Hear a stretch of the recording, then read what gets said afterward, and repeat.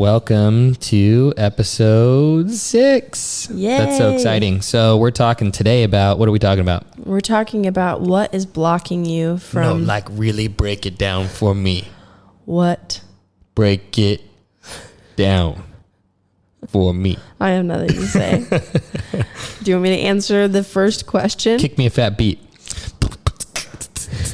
Go ahead. You have way more energy than I do right now. So today, we're going to talk about what could be blocking you from the relationship or the spouse of your dreams. Yeah. What is keeping you from the person that you dream and desire for in relationship and marriage? My favorite thing is whenever you say exactly what I just said, but a little bit different. You mean better? I will cut you like I cut him. Who listening used to love Bon Qui. If you're anything like me, Bon Qui. Welcome to King Burger, where you can have it your way, but don't get crazy. I haven't had the pleasure of listening to Bon Qui. What? No. I was sheltered. I was a sheltered Baptist boy. Okay? I was not sheltered Not in many I. ways. Not I. Okay, so for real, today we want to talk about this, and I want to first, before anything else, give so much validity to the timing of God. Yeah. I think that there is divinity inside of, if you are a person who is surrendered to God at least, I think there's so much sovereignty and divinity and purpose that God has in bringing the right person at the right time. Totally. And I'd like to break that down first, because I honestly, looking back, so Spence and I were friends for 2 years before we started dating. Had my eyes been fully opened to Spencer, if I saw Spencer then, how fine I was looking. Get out of here. If your eyes had been opened and the scales lifted.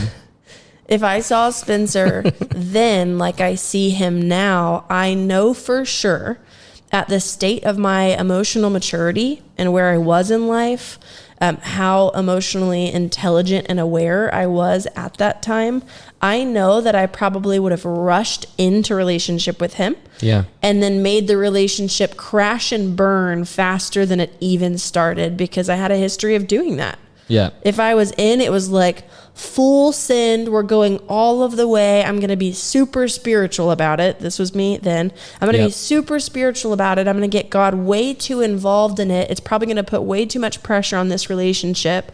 I'm going to get triggered. You're going to get triggered. We're both going to freak out. And then I'm going to run for the hills. And when you say get God way too involved in it, you mean you're going to over spiritualize it. Yes. To where there's very little responsibility in choices and decisions that you're making. Yep. That you might blame it all on God, or blame it all on the voice that you're hearing, or blame it all on this spiritual framework for the way that you believed that dating had to function, which removed us from fully choosing into something practically. Something like that. That was very thorough, but yes to, like, there's a percentage of yes for sure. Can you kick me a fat beat for that? God. I think you need to take a chill pill, sir. Come down, sir. I will not. Don't get loud with me. Don't get loud with me. I honestly have no idea how to respond to you. This is Bon Qui. Bon Qui. This is me trying to keep up with you right now. So I think that there is so much validity that we can actually give to there being divine timing, proper timing, best optimal timing, whatever that may be. And so I don't want to invalidate that, because that is true for some people.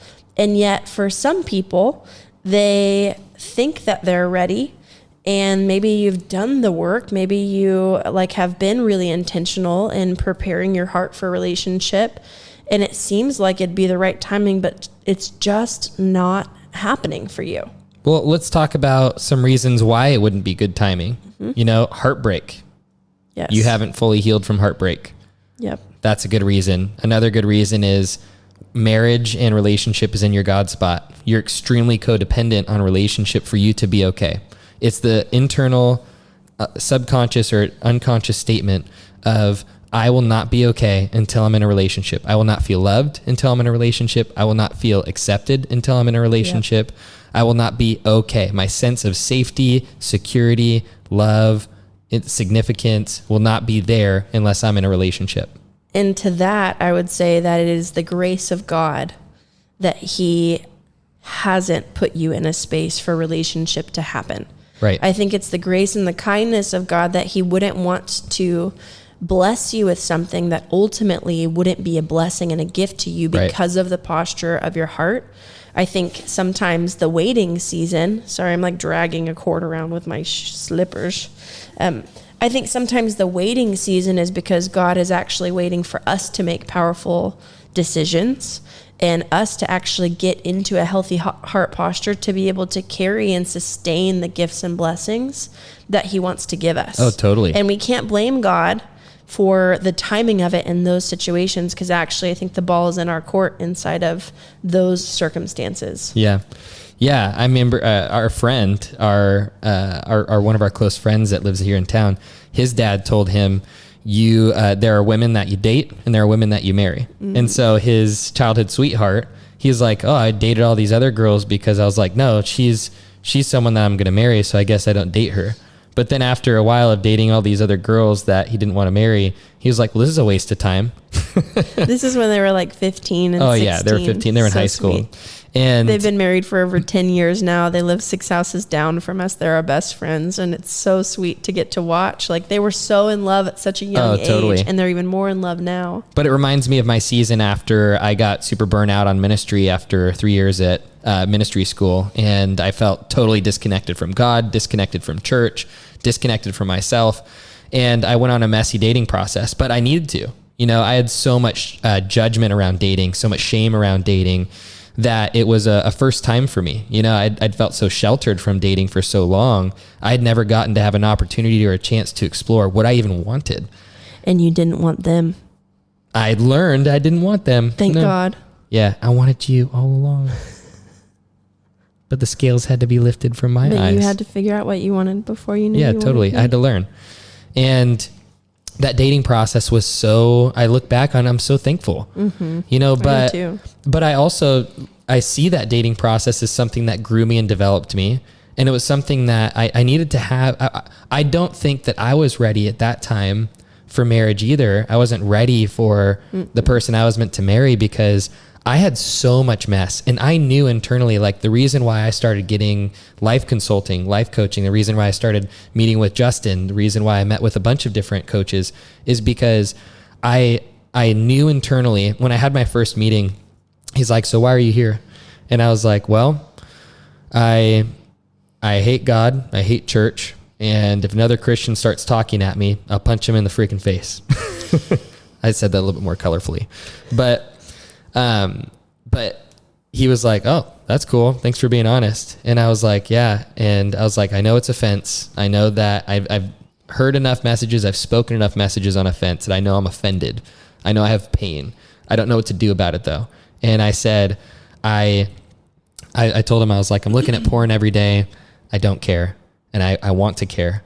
I am getting drunk most days of the week and I don't care. I want to care. And I don't care if I sleep with a girl at the end of the bar. And I really want to care about that, but I feel apathetic. And I told him, I'm scared because I want to be married someday. I want to have a family. I want to be healthy. And I was terrified that I wouldn't be able to get any of those things if I lived in that place.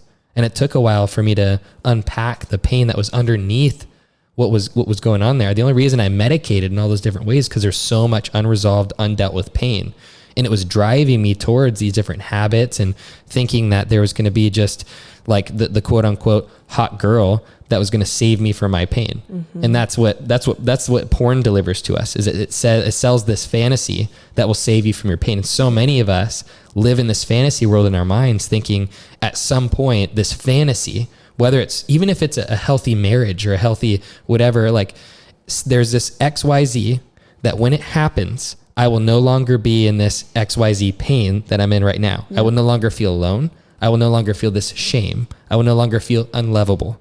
That abandonment and rejection pain will no longer be there. We would never say that because it's all wrapped in this pretty packaging of good things that are healthy to want. A good marriage, healthy to want relationship with God, healthy to want to be in ministry. But actually all we're desiring is to escape pain. Exactly. And that means that we're not wanting to take ownership for our pain. You might not be responsible for all of your pain in your life. Some of it was brought in by your parents, life circumstances, people, but you are responsible to take ownership for how you navigate through that pain, even if you didn't create the pain in the first place. Which is why I think heartache is an important thing to work through before jumping right into a relationship.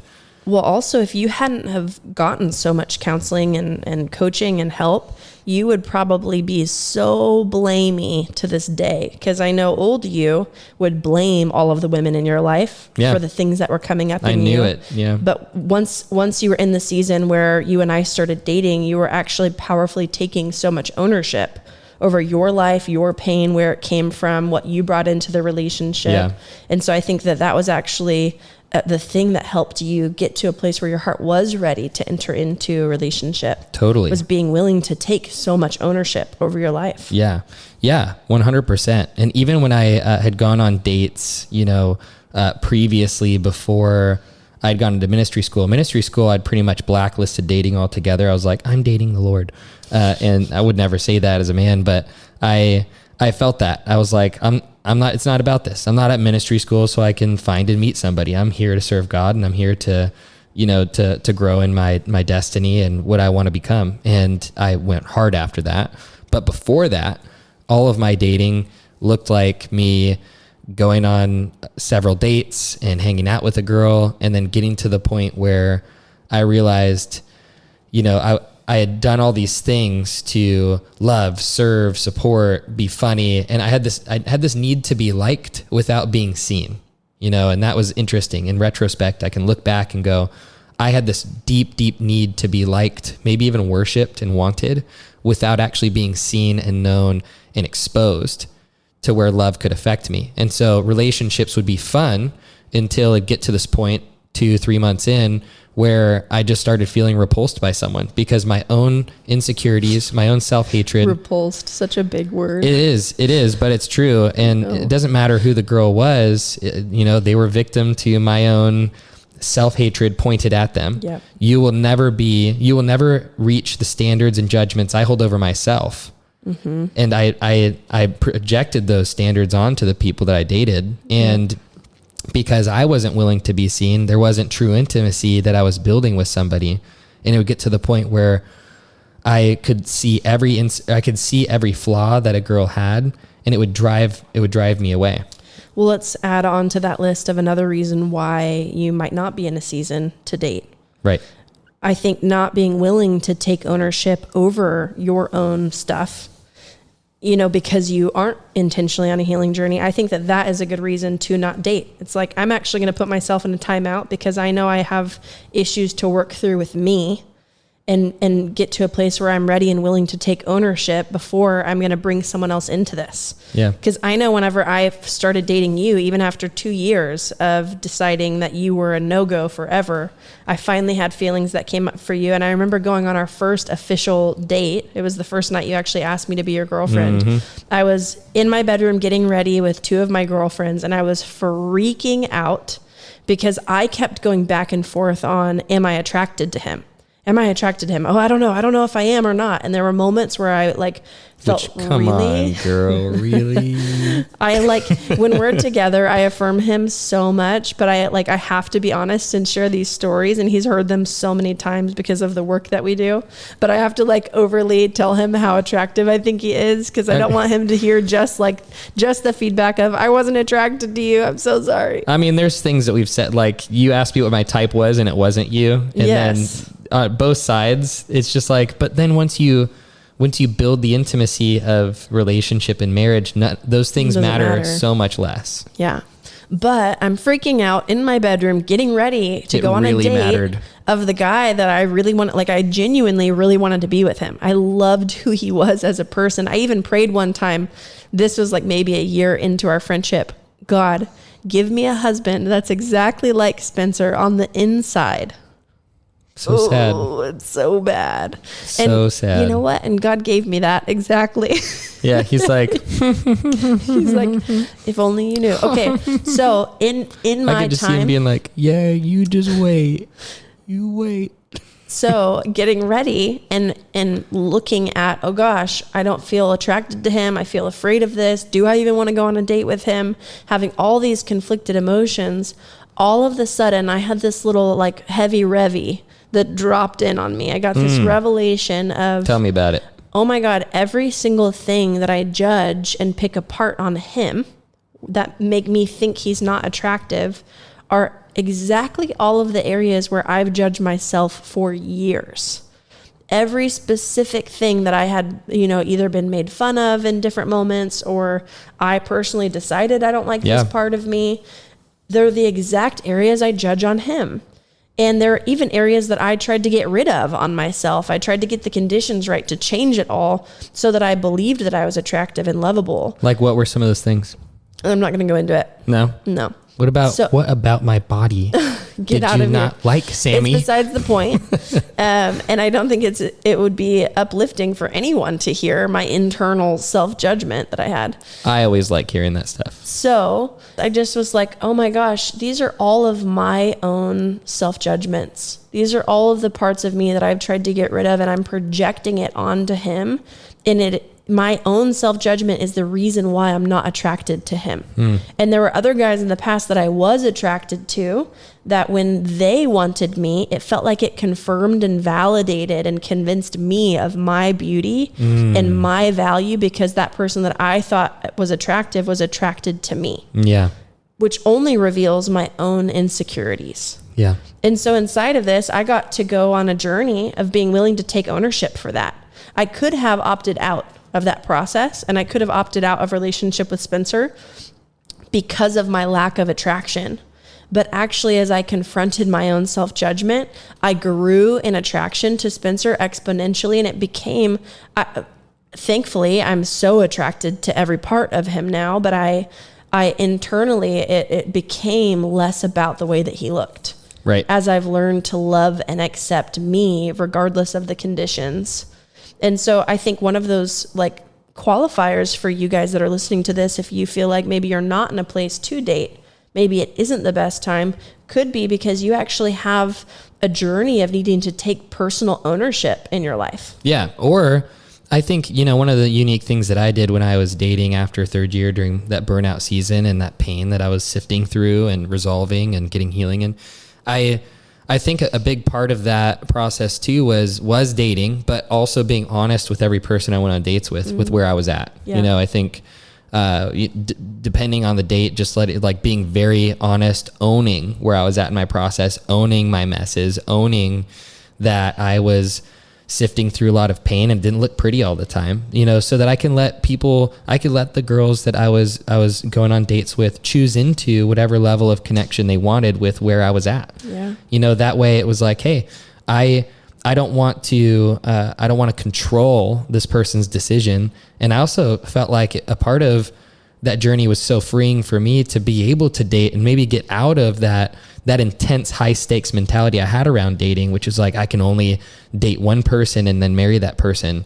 And it puts so much high stakes on the dating process because there's no room to explore. There's no room to explore a person and people, and there's no room to explore yourself. And, it goes back to like all those studies, how people have no idea what they want until they get exposed to different things, right? How do you ever know that you crave a banana if you've never tasted a banana before? Right?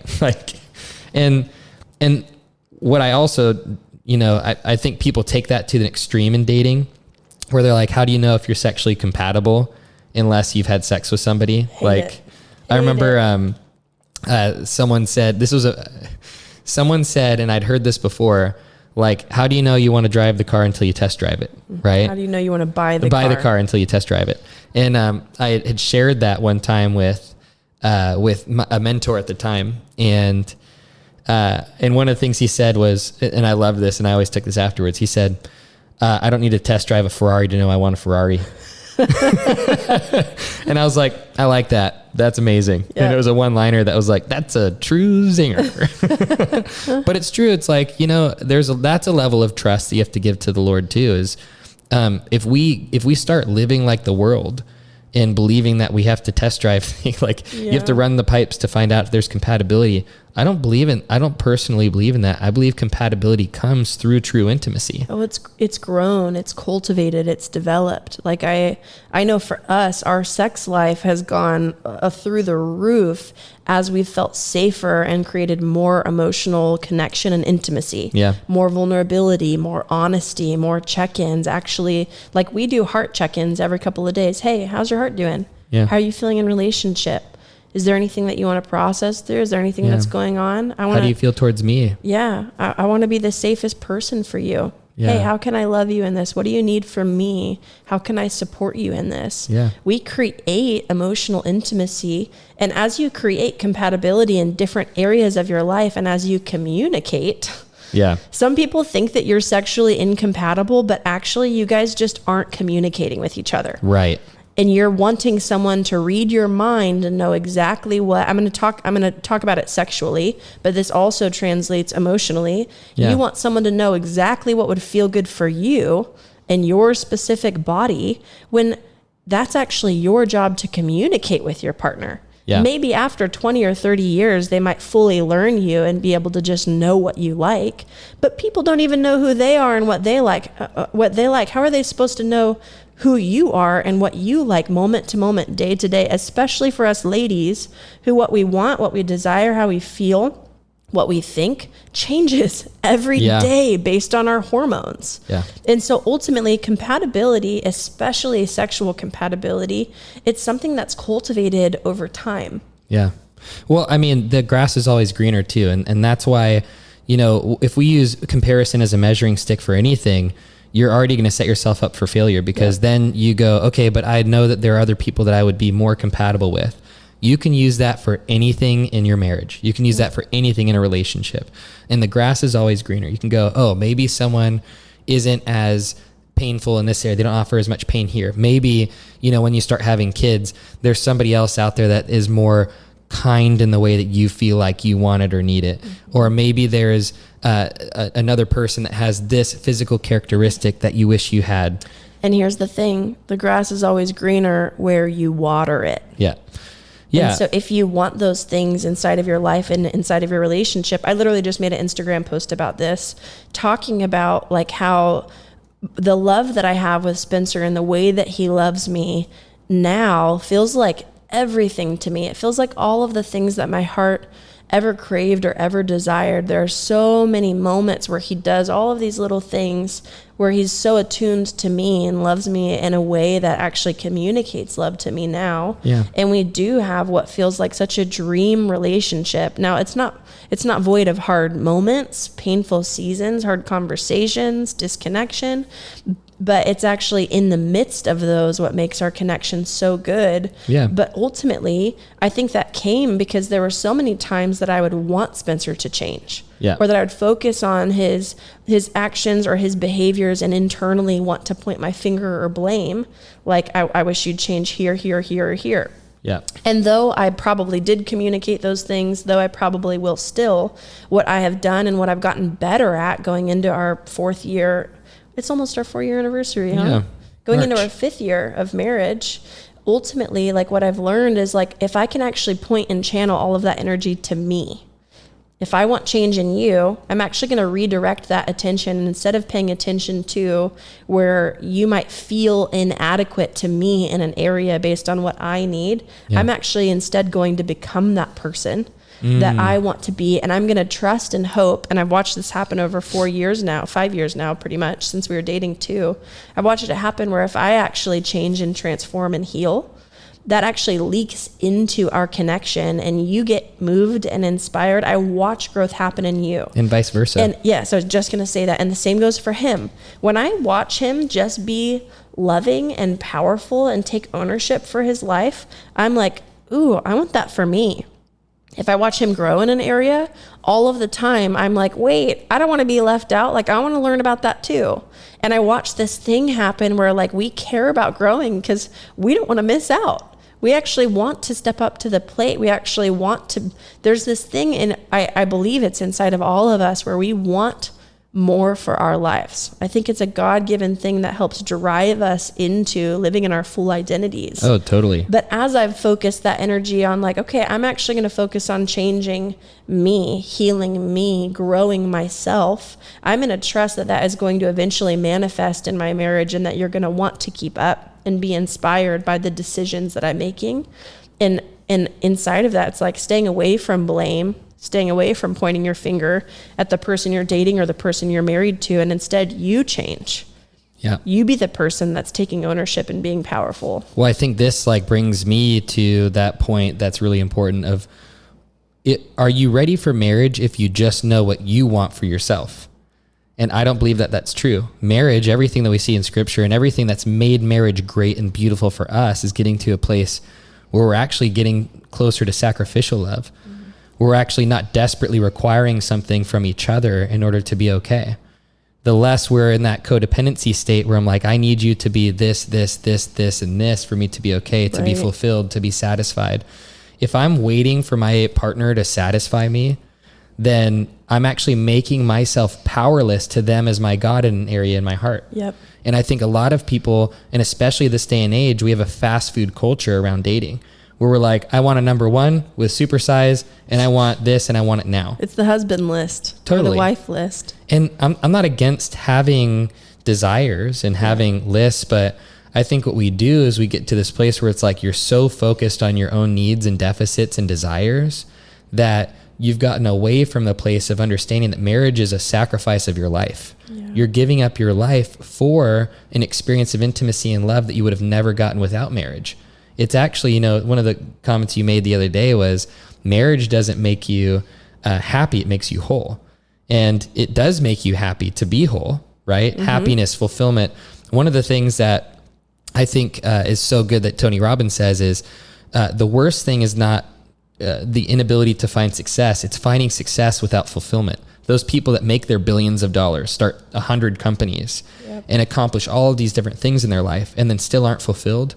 Those are the most depressed people because they feel utterly powerless to be able to accomplish it themselves in the ways they've known how. Yeah. And so many people that we've coached are thinking, I'm going to be able to do this, and this, check my boxes, end up in this relationship and then this marriage and have a family. And that is what's going to be the thing that satisfies my soul with God. Yeah. And again, it's under the guise of these good desires. Those are great desires, but any good desire in a God spot, in an idle place in your heart, will be the thing that destroys you, because any imperfect thing that is in the place of someone that in something that's meant to be perfect will destroy you. Those flaws, the imperfections will destroy you, which is why God is the safest person in our God spot, because he is unconditional love.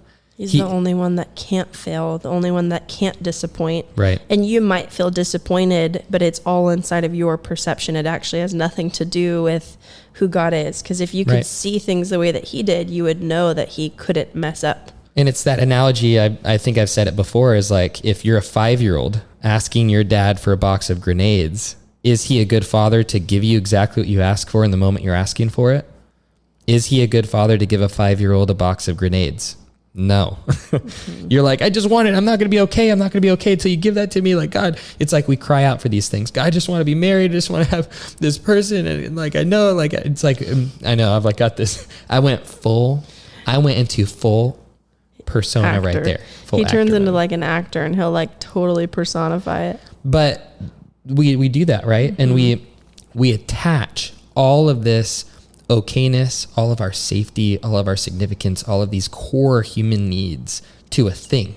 Yep. And we don't know it. And because it's a good desire, we don't recognize that it might actually be in that idle place in our hearts. And then if God does give us that box of grenades at a moment, that it's like anything that is in that place where we desperately require it to be okay, it will destroy us. Yeah. It 100% will destroy us. Same goes for even needing financial security. Like you can identify if something's in your God spot if your thought life is going to that all of the time.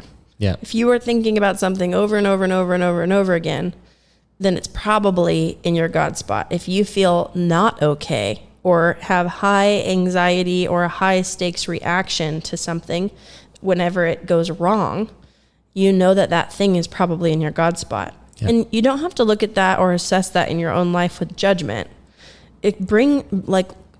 Look at that thing with curiosity. Be an observer of you. So in these things, don't use anything that you hear from us. Don't use it as a thing in your life to be like, okay, well, I'm going to see if I have this, and this, and this. Be curious with yourself. Observe yourself. Look at, am I constantly thinking about or obsessing over my future husband?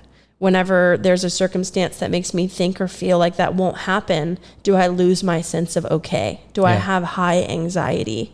Because ultimately, anything that has power over you in your life is ultimately going to take from you. Yeah. And so inside of this, like really, like to the Tony Robbins quote, I love that quote so much. Like the real success is the art of fulfillment. Mm-hmm. Real success is learning how to get full internally outside of a person or a life circumstance or a thing. Well, I want to talk about what are the consequences of actually dating, marrying somebody while you haven't sorted that out. You know, it's like, what happens if you don't actually go on a journey or a process of exploring? Is this something that is in my God spot? Is this something that I'm desperately requiring to be okay? I think consequentially, you know, if you do allow that level of desperation to pull you into a relationship, you're going to have a bias. You know, you're going to choose somebody based on a deficit. And choosing somebody based on a deficit means they're going to step into a place that they're going to destroy. It's like if you know, and I know we've had clients like this before, if someone's been hurt over and over and over again, relationships with men that are, neglectful, like they don't show up. Well, like I'm desperately needing to feel wanted. I'm desperately needing somebody to want me. That could turn into a really dark hole in a dark pit. That is a big vacuum. That's like, I need somebody to worship me. It becomes this thing where it's like, I won't say yes until I find somebody that reveals these characteristics, right? So if a client has this deep need for that to be loved, this deep deficit where they felt like, you know, their entire lives, dad didn't meet that need. I felt like my whole life, I've never felt super wanted. And maybe that got locked away. Maybe that pain got locked away. And then in a relationship, it revealed itself again. And then there's a pattern of attracting these different types of guys all of a sudden. If you don't actually deal with that getting that source, like the highest source from God of that need getting met, of you being loved and wanted, it's going to drive you towards a certain type of guy that might have more of that. So like maybe worshiping you or like giving you everything that your heart needs, or maybe you won't see certain things, or you'll overlook different painful habits or behaviors or personality traits because he has something that you feel like your heart needs. And then the worst I've seen is when a guy shows that he has that thing that a woman's really wanting, loving her, wanting her, desiring her. And then months into the relationship, she realizes, oh gosh, he can't actually be that for me. Like he shows up in a certain way where he starts to withdraw, or he gets triggered, he pulls back, or he feels all of a sudden now like she's needy and she's too much, and he starts to withdraw and pull back. And maybe he starts to feel suffocated. Maybe he feels like, I'm never going to be enough for her in this area. She like, every time I express my love for her, and she still's like, I feel like you don't want me. And there's like this pain, and maybe all of a sudden it drives this huge wedge between them because she thinks that this man is going to satisfy this area in her heart. And ultimately the point of getting free from that early is so that you choose somebody without those deep deficit biases, right? So that you're like, wow, God is actually, you know, that scripture, Psalm 37:4, it says, delight in the Lord and he will give you the desires of your heart.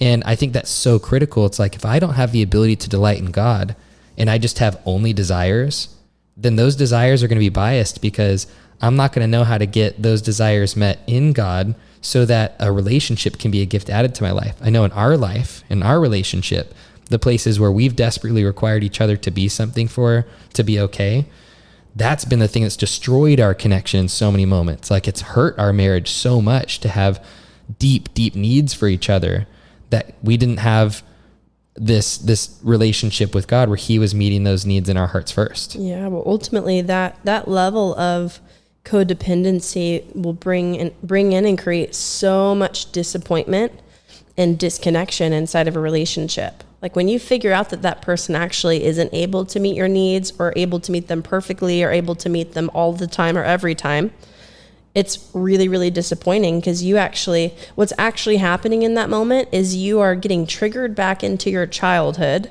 of the need that didn't get met by mom or dad. And so you're actually reacting and responding as a little kid that was neglected or abused in those moments. Right. Your adult brain isn't even present in those moments. You actually can't logically assess and deduce what's happening. And you feel like your world is crashing down. Yeah. I don't know if any of you are listening have ever experienced that. I bet you have. I know I have, in those moments whenever someone lets you down or fails you, and it feels like your heart is going to shatter. It feels like everything is over and you'll never be. There's typically really powerless statements like always and never in moments like that, where it's like, you will never be the man that I needed you to be, or I'll never be able to be the wife that I want to be, or we'll never have the relationship that I want. It's this super high stakes. Everything is blown out of proportion, but it's only happening because your little kid in your heart is triggered and present with that lifetime of deficit needs that haven't gotten met. Yeah. And what a lot of people do if they don't go on this journey is they will attract a spouse or choose a spouse based on if they can fill and meet those needs that didn't get met in childhood. Yep.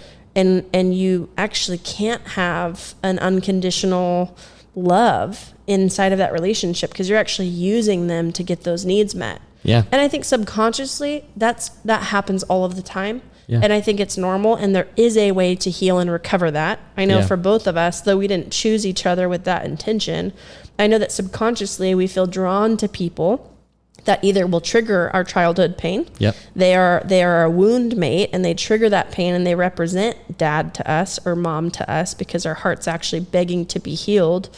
Or they represent the things that we never got in childhood. Right. And they actually Trauma help bonds. us. Well, inside of this is more of like the heal mate or the help mate, where they actually help us grow and transform and evolve and actually move forward inside of our healing journey. And that's not always comfortable. No. And it's not always sexy. No. Right. But ultimately, like, you either have that wound mate or you have that heal mate, and our hearts are constantly begging to be healed, whether we know it or not. So even if we choose a spouse and have subconscious things that happen where we chose them hoping that they could meet those needs, there's definitely a way to heal and restore and redeem that. But it looks like you getting your needs met in God, so that your spouse is no longer, on the hook. I don't know a better way to say it, but like on the hook or responsible in your eyes of meeting that need for you. Yeah.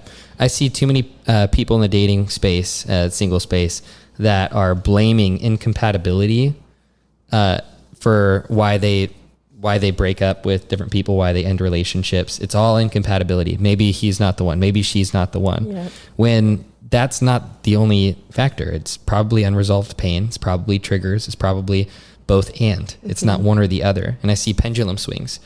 Some people are like, I'm never going to date until I'm fully healed, which will never come. And then there's the other side, which obviously we can get into some theology there, but ultimately we're on a journey to grow in layers of our identity and love and becoming more and more like God. You can be perfectly healed and whole and fully your true self in heaven for sure. Yeah. But there's probably always going to be a little tiny gap, at least, inside of that happening on earth. If you decide to do relationship with imperfect people on earth, yes, you are going to have messes that you'll probably have to clean up. It's just how it is. And I've seen so many different people try to avoid that. And even theology can become a medication for people that they believe can keep them from pain. Denial. Even Jesus said, you're going to face various persecutions, trials.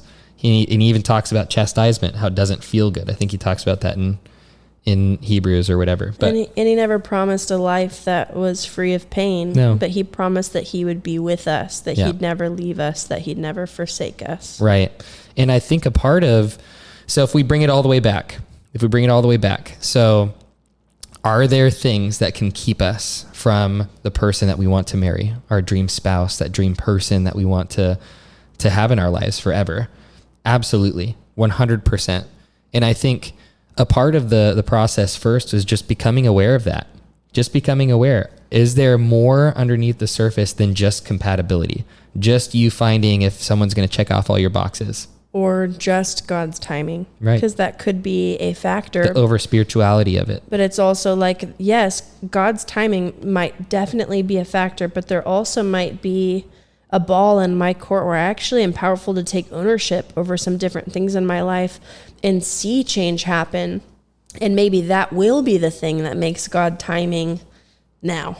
Yeah. You know, if I'm actually like tag teaming with God, taking personal ownership and responsibility, I definitely believe that that our free will is very, very involved in the timing of God. Yeah. I mean, I've seen it in my own life, and I've seen it in other people too, that their single life, they feel powerless to it, frustrated, so like depressed by it, waiting to be in that relationship. And it's like, okay, what if there was a way that you didn't feel powerless in that season, that you felt powerful, that you felt connected, that you felt alive, that you felt like God was still leading you on a process? You know, even when we talk about waiting on the Lord, you know, that word wait, it actually means to wait like you're waiting for you're preparing for an ambush. So like to wait on the Lord in that context, if you actually look up the original meaning of to wait on the Lord, you're waiting. You're actually preparing for an ambush. There's a preparation that exists in that place. There's an anticipation. And I see so many people approach singleness with powerlessness. And then there's always a pendulum swing, right? Then there's the people that like, it's so serious, I have to be perfect. And it's like, but there's different standards that people place on themselves of what they have to be before they're ready to, that I feel like they live in relationship to disqualification. But you don't heal one with the other. It's actually being on an intentional journey where you're inviting God into your steps, but then you're also confronting the journey that you're going to be on your entire life, which is, am I becoming the person that I want to be? Yeah. You know, in this journey, I feel like, you know, as we've seen so many of our clients, like literally dozens that have gone from single working with us to married within the time that they've worked with us, which is so fun to watch, you know, even getting to officiate a few of their weddings, like getting to see them have babies and become mamas. It's so fun. Priceless. You know, I know even, I think it was Kalika said she had been dating for 20 years. Then when she joined our program, she ended up married on the other side of it. Gosh. But she had tried so hard, but it was her relationship with self-hatred, her relationship with disqualification, her relationship with shame that kept her in this perfectionist box where she wasn't able to see the guys that were right in front of her. Yep. And I think a part of this is like, you know, if I am waiting for God to bring someone into my world and I'm practically looking, am I also going on a journey intentionally to become the person I want to be? Exactly. And I think that's where people need to recognize, am I living powerless in this area of my life where I feel like I am subject to everything else around me and my external circumstances, where I'm not actually moving forward and progressing while I'm waiting for these different things to happen externally? Yeah, I think ultimately, if you're listening to this and you are wanting to be really powerful in your single life and how you approach dating and marriage, I think that you could so win if you just decide to get really honest with you and take ownership for your life and focus on, how can I become the person that you know someone would want to choose?